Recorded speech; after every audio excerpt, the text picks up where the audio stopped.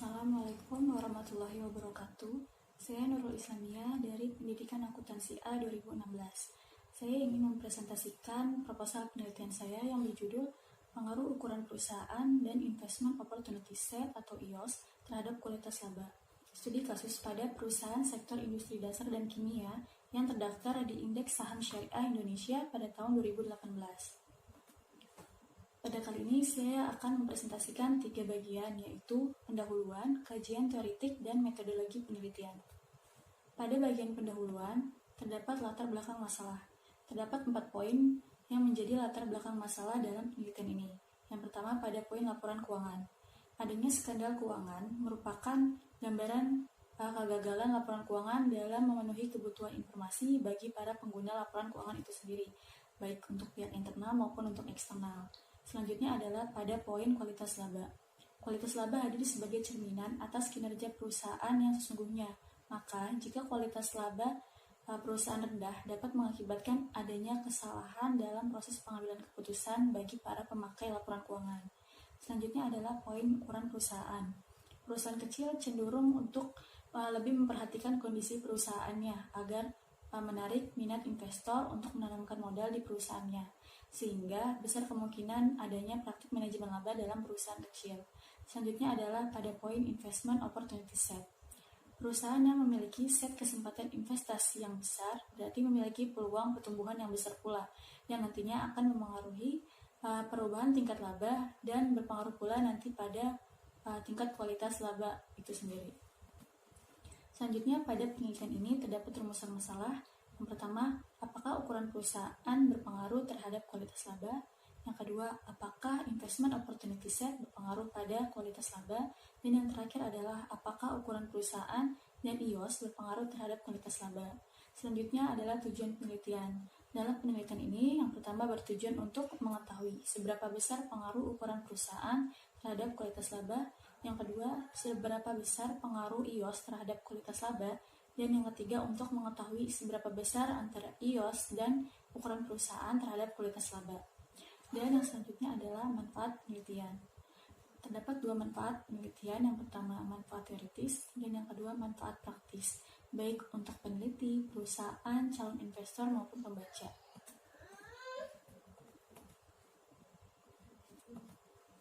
Selanjutnya adalah kajian teoritik. Terdapat definisi konseptual bagi tiap teori yang peneliti ambil. Yang pertama adalah teori keagenan. Teori keagenan mengasumsikan bahwa dapat terjadi sebuah konflik kepentingan antara prinsipal, dalam hal ini investor, dan agen, dalam hal ini adalah manajemen perusahaan, karena tiap-tiap individu semata-mata termotivasi oleh kepentingannya pribadi. Terjadi konflik keagenan disebabkan karena adanya perbedaan kepentingan serta pemisahan peran. Selanjutnya adalah definisi konseptual dari kualitas laba. Kualitas laba adalah informasi laba yang disajikan dalam laporan keuangan, merupakan gambaran dari kinerja perusahaan yang sesungguhnya. Laba dapat dikatakan berkualitas tinggi apabila berisi informasi yang sesungguhnya dan dapat mencerminkan laba perusahaan di masa yang akan datang. Selanjutnya adalah ukuran perusahaan. Ukuran perusahaan merupakan skala besar atau kecilnya suatu perusahaan yang dapat dinilai dengan memperhatikan berbagai aspek, diantaranya yaitu pendapatan, total aset, maupun total ekuitas. Selanjutnya adalah investment opportunity set atau IOS. IOS menggambarkan tentang luasnya kesempatan atau peluang investasi bagi suatu perusahaan. IOS juga merupakan gambaran bahwa adanya peluang perusahaan untuk tumbuh dan menghasilkan laba di masa yang akan datang.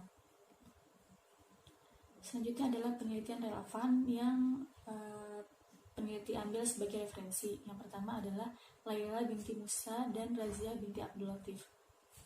Berjudul The Influence of Inet Facture on Earnings Quality in Malaysia Before and After Global Financial Crisis. Studi kasus pada perusahaan yang terdiri dari 9 industri yang terdaftar dalam Bursa Efek Malaysia periode 2006 sampai dengan 2010. Yang kedua adalah penelitian oleh Adel Muhammad Saria, The Impact of AAOIFE Accounting Standards on Earnings Quality, The Case of Islamic Banks in Bahrain. Yang ketiga adalah Paulina Waryanto dan C. Harustini, yang berjudul Ukuran Perusahaan, Struktur Modal, Likuiditas, dan IOS terhadap Kualitas Laba. Studi kasusnya pada perusahaan manufaktur. yang terdaftar di Bursa Efek Indonesia tahun 2018 sampai dengan 2012. Yang keempat adalah penelitian yang dilakukan oleh Farida Darmina Hutagalung, Amris Rusli Tanjung, dan Yesi Mutia Basri. Judulnya The Influence of Institutional Ownership, Public Ownership, Investment Opportunity Set, and Company Size on Quality Earnings. Studi kasusnya pada perusahaan manufaktur yang terdaftar di Bursa Efek Indonesia periode 2010 sampai dengan 2015. Itu beberapa penelitian relevan yang peneliti gunakan sebagai bahan referensi. Selanjutnya adalah kerangka teoretik. Kerangka teoretik untuk ukuran perusahaan terhadap kualitas laba.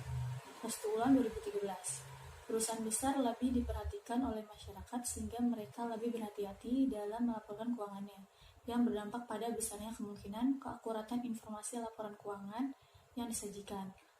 Selanjutnya adalah menurut Bianca Ahrens pada tahun 2010 menyatakan bahwa kualitas laba perusahaan yang besar lebih baik daripada perusahaan kecil. Hal ini berkenaan dengan keakuratan laporan keuangan yang dibuat.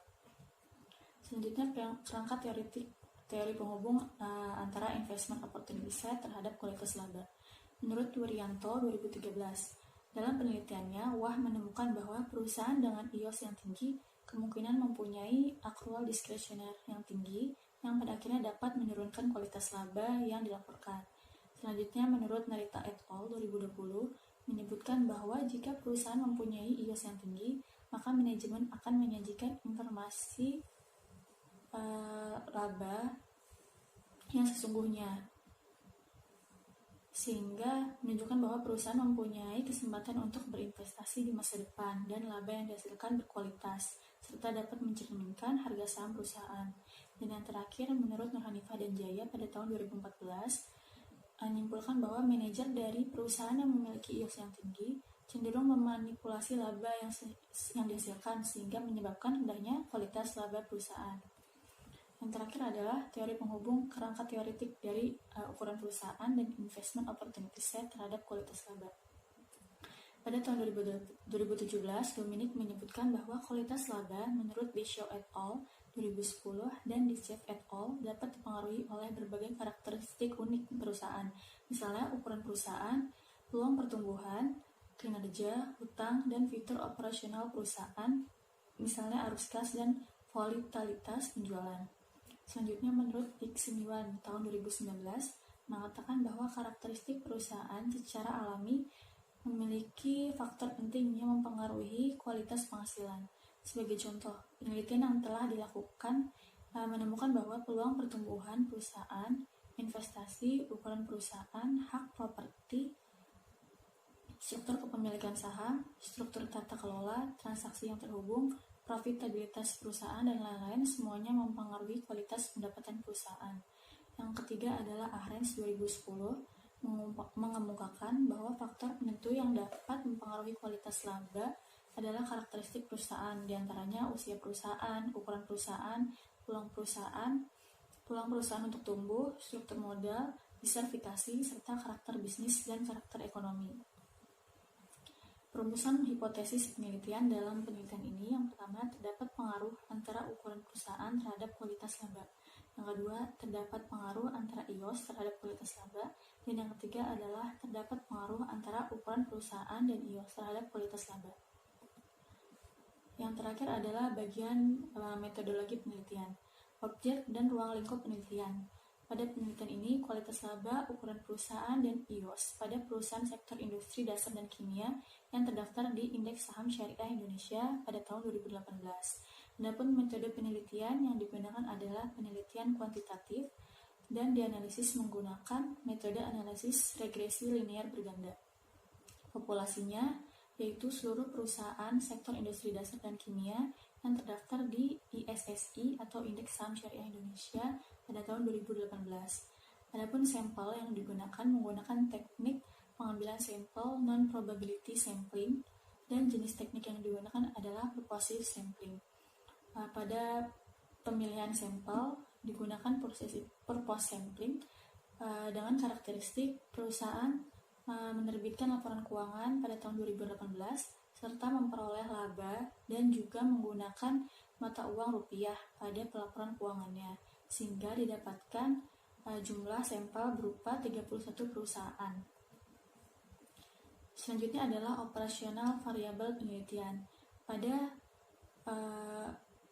variable investment opportunity set atau IOS dapat diukur menggunakan rumus MVA/BVA, yaitu total aset dikurangi total ekuitas ditambah jumlah saham beredar dikurang harga penutupan saham dibagi dengan total aset.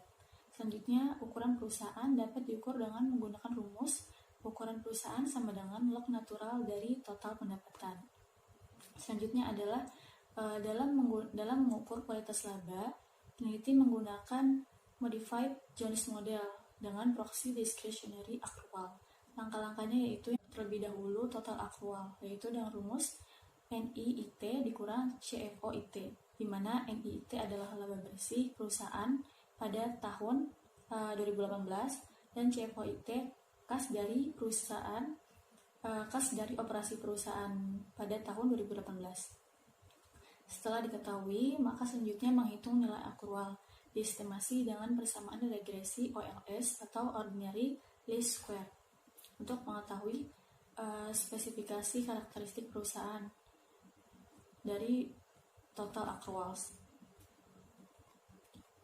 di mana rumusnya adalah TICIT per TAIT-1 sama dengan beta 1 ditambah 1 per TAIT-1 ditambah beta 2 ditambah ref IT dikurang delta ref IT-1 per TAIT-1. Selanjutnya ditambah beta 3 ditambah PPEIT dibagi TAIT-1, di mana TACIT sama dengan total akrual perusahaan pada tahun 2018, TAIT-1 sama dengan total aset perusahaan pada tahun 2017, ref IT sama dengan pendapatan perusahaan pada tahun 2018, ref IT-1 pendapatan perusahaan pada tahun 2017, dan PPEIT yaitu Gross Property, Plant and Equipment pada tahun 2018. Selanjutnya adalah menghitung non-discretionary accrual, di mana rumusnya adalah beta 1 ditambah 1 per TAIT ditambah B2 ditambah ref IT dikurang ref IT-1 dikurang RECIT dikurang RECIT-1 dibagi TAIT-1 tambah B3 beta 3 ditambah PPIT per TAIT-1. Selanjutnya adalah yang terakhir menghitung discretionary accrual, di mana DAIT sama dengan TACIT per TAIT-1 dikurang NDAIT, di mana DAIT adalah discretionary accrual perusahaan I pada tahun T, di mana tahun T-nya adalah 2018, dan TACIT total accrual perusahaan I pada tahun T yang telah dicari sebelumnya, TAIT-1 total aset perusahaan I pada tahun T-1 atau tahun 2017, dan NDAIT yaitu non-discretionary accrual perusahaan pada tahun 2018 yang juga telah dicari pada tahapan sebelumnya. Selanjutnya adalah teknik analisis data. Pada penelitian kali ini menggunakan analisis statistik deskriptif, yang kedua analisis regresi linear berganda, selanjutnya uji persyaratan analisis yaitu uji normalitas dan uji linearitas, yang keempat uji asumsi klasik di mana ada uji multikolinearitas, uji heteroskedastisitas, dan uji autokorelasi, dan yang terakhir uji hipotesis yaitu R-square, uji F, dan uji T. Demikian presentasi dari saya, kurang lebihnya mohon maaf. Wassalamualaikum warahmatullahi wabarakatuh.